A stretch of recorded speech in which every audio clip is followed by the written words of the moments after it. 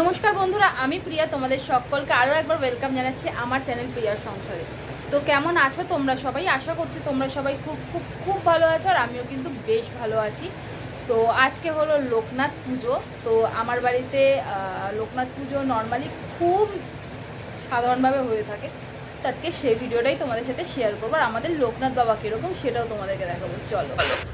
তো আমার যেহেতু একখানাই ঘর আর জায়গা খুব ছোট, আর আমার লুসি রয়েছে, সে ঘরেও থাকে।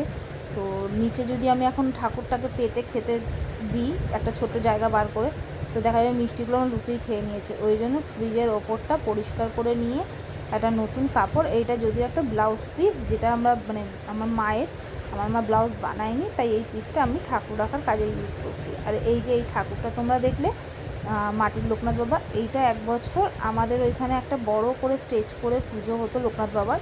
সেই বছর যখন এটা বন্ধ হয়ে গেছিলো, লোকনাথ পুজোটা করছিল না, তখন তোমাদের দাদাভাই এই ঠাকুরটা এনে দিয়েছিলো ওই বাড়িতে। আর পিতলের যেই ঠাকুরটা দেখলে, এটা তোমার দাদা ভাইয়েরই ঠাকুর। আর এখানে দেখো, আমি পিতলের যে লোকনাথ বাবাটা রয়েছে তাকে স্নান করানোর জন্য সমস্ত জিনিসপত্র নিয়ে নিয়েছি। ওই দুধ, দই, ঘি, মধু, গঙ্গা জল দিয়েই বাবা লোকনাথকে আমি আজকে স্নান করাবো বা অভিষেক করাবো, যেটা বলো। তো মোটামুটি এই যে আমি ঘি এখন দিচ্ছি, মোটামুটি নিজের মতন করেই পুজোটা করার চেষ্টা করি। আর পুজো আসটা না সম্পূর্ণ দেখবে নিজের ভেতর থেকে আসা একটা অনুভূতি। তো প্রত্যেক বছরই মোটামুটি একটু পোলাও আলুর দম, জানি বাবা খেতে ভালোবাসে, তো করে দেওয়া হয়। কিন্তু এই বছর যেহেতু ঝড়ে রিসেন্টলি যে রুবেলা ঝড় গেল, সেই ঝড়ে আমাদের দোকানের একটা দেয়াল পুরো বডি হয়ে গেছিলো, কারণ ওপরে লোক থাকে না, জল পড়ে পড়ে সেই জায়গাটা ওরকম হয়েছিল। তো বাড়িতে ইলেকট্রিকের কাজ করানোর আছে, তো সেই জন্য এবার বাবা লোকনাথকে নর্মালি ফল মিষ্টি দিয়েই খালি পুজো দেওয়া হবে, এর থেকে বেশি কিছু করা হয়নি। দেখা যাক, জন্মাষ্টমীতে তো গোপাল রয়েছে, বাবা লোকনাথ রয়েছে, এদের সবাইকেই কিছু না কিছু ভোগ বানিয়ে দেওয়া হয়। তাও চেষ্টা করেছিলাম, কিন্তু হয়ে ওঠেনি সময়ের জন্য আর কি। আর যেহেতু একটু দোকানদারি ওর মধ্যেও রয়েছি, আর তোমার দাদাভাইও কাজে যায়, কিন্তু রবিবার পড়েছিল, তোমার দাদাভাই ছুটি ছিল যদিও, তাও রিক্সা নিতে পারিনি। তো এখানে তোমার দাদাভাইকে দিয়েই ফুলমালা আনিয়ে নিয়েছিলাম। তো বলেছিলাম শুধু বেল ফুলের মালা নিয়ে আসবে, ঠাকুর বেল ফুলের মালা খুব ভালোবাসেন। আর ঠাকুরের পেছনে যে রামলালার ফটোটা দেখছো, ক্যালেন্ডারটা, বিগ্রহটা, এইটা কিন্তু আমি একটা আমার দাদার কাছ থেকে নিয়েছিলাম। দাদা নিজের বাড়ির জন্য নিয়ে যাচ্ছিলো, আর আমার এত ভালো লেগেছিলো যে আমি রামলালার ফটোটা রেখে দিয়েছিলাম এখানে।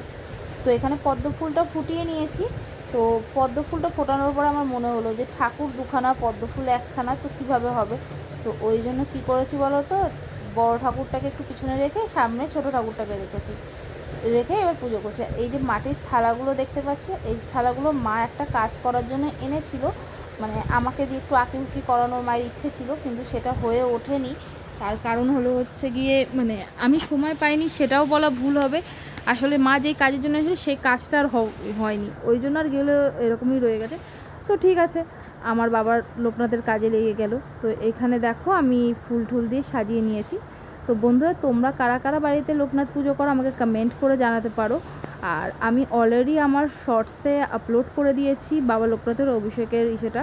আর এখানে দেখো আমি 5 রকমের ফল নিয়ে নিয়েছি, ওই পেয়ারা, আম, কলা, শসা, এই সমস্ত জিনিস। আর আমি এখানেই দাঁড়িয়ে কেটে নিচ্ছি। আর সত্যি কথা বলতে আমার ছুরি দিয়ে কাটতে খুব একটা অসুবিধা হয় না, তো এখানেই কেটে নিচ্ছি, কারণ বারবার আমার যা দিন দিন চেহারা ভারী হচ্ছে, বারবার ওঠা বসা আমার পক্ষে সম্ভব হচ্ছে না, তো ওই জন্য আর কি।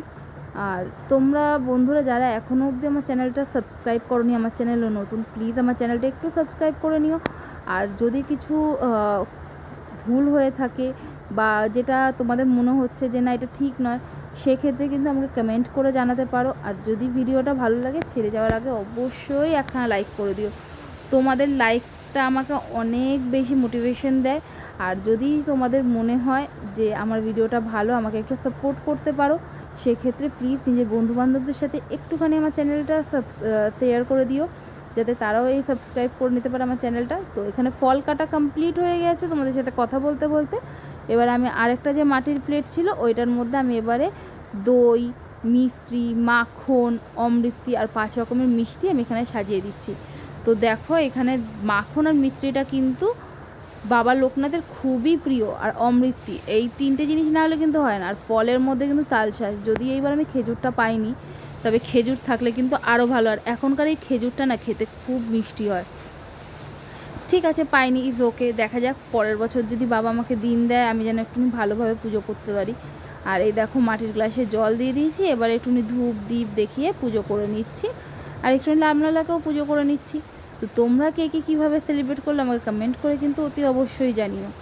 আর বাবা লোকনাথকে নিজে থেকেই পুজো করা যায়, বাবা লোকনাথকে পুজো করার জন্য কোনো ব্রাহ্মণের প্রয়োজন হয় না। অ্যাকচুয়ালি সব ঠাকুর দেবতাকেই তাই মন থেকে ভক্তি বলে পুজো করলেই হয়, কি তাই তো?